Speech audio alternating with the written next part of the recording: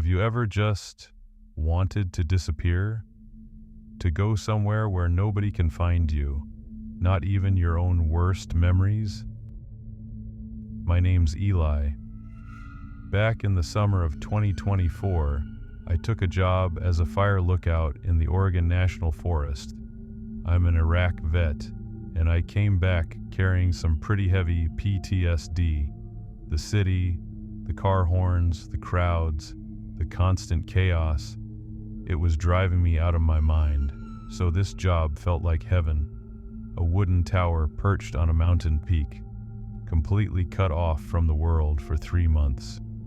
Just me, the trees, and a decent paycheck to help me start over in the countryside. My tower was surrounded by Douglas firs, so tall they practically scraped the sky. It was beautiful, but it was dead quiet. My routine was simple. Wake up, scan the horizon with my binoculars, report the weather over the radio every 4 hours, and spend the nights reading by the light of a lantern. For the first 2 weeks, the silence was my best friend. It was exactly what I needed. But that's the thing about a forest that big. Silence eventually starts to have weight. Things started going sideways one night when a massive storm rolled in. The wind was howling so hard that the whole wooden tower was shaking. I literally thought the structure was gonna snap. Then, out of nowhere, the shortwave radio, the one I used to check in with HQ, just hisses to life on its own. It wasn't a call from the base, it was just static. But it had this rhythm to it, like someone was breathing right into a microphone, heavy, raspy. I tried to tune the dial to find the source, but then something cut through that made my skin crawl. It was jazz music, 1940s style jazz, faint, distorted, and sounding like it was being played through a broken gramophone. I tried to tell myself it was just skip, when radio waves bounce off the atmosphere from hundreds of miles away, but man, I'm in the middle of nowhere. The closest station is 100 miles out, and they're FM. This was coming through a shortwave frequency. It didn't make any sense. I reached over and killed the power to the radio. Silence. Or at least it should have been. But that jazz music, it didn't stop. It was still there, drifting through the air, but it wasn't coming from the radio anymore. It was floating up from the stairs, right below me. The next morning, the fog rolled in so thick, it was like a white ocean. I couldn't even see the ground below the tower. Everything was just gone. I grabbed my binoculars and scanned the western tree line, and that's when I saw it. A dark silhouette standing perfectly still right at the edge of the pines. It wasn't a bear, no way. It stood perfectly upright, like a human. But the detail that really got to me, it was wearing a yellow raincoat, faded, oversized, and looking ragged, like it had been rotting in the woods for decades. It didn't move, it didn't wave for help, it just stared, perfectly still, looking straight up at my tower. I leaned on my training to keep my head straight. I pulled my sidearm out, laid it on the desk, and just watched. I kept my eyes locked on that figure through the binoculars until the sun finally dipped below the horizon. The second the darkness hit, it was gone, just disappeared into the black. People ask why I didn't just run. The truth? I didn't have a vehicle.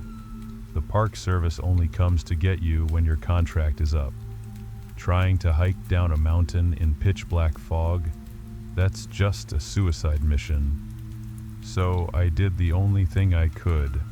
I locked the door and pulled my first watch in that tiny, cramped room. Night 3. The tension was suffocating. That fog outside, it wasn't just weather anymore. It felt like a solid white wall, sealing me inside that tower, cutting me off from the rest of existence. Around 2 a.m., I heard the sound that made my blood turn to ice. It was the sound of old, dry wood groaning under the weight of a footstep, starting from the very bottom of the stairs. One step at a time, slow, steady, deliberate. I lunged for my pistol and my flashlight, heart hammering against my ribs, and aimed it straight at the door. The footsteps stopped right outside, and then the smell hit me, this heavy, musty stench, like wet clothes that had been rotting in a dark basement for years.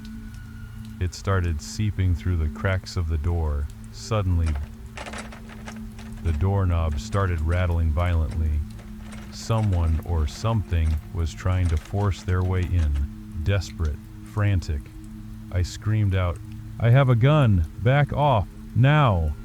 The shaking stopped instantly. Silence. Then, hiss. The radio on my desk flared to life. It wasn't jazz this time. It was a voice. A raspy, trembling whisper that sounded like it was coming from a throat filled with dust. "It's so cold out here. Please, let me in."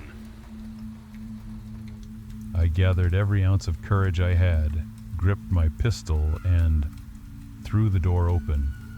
My flashlight cut through the fog like a blade. Nothing. The narrow balcony was completely empty. No yellow raincoat, no man. But as I panned the light down, I saw them. Muddy footprints. Bare human feet, soaking wet, trailing all the way around the railing of my tower. And right there, on the metal bar, were these dark, reddish-brown rust stains. They weren't just random marks. They were in the shape of a coiled rope that had been tied there for a long, long time.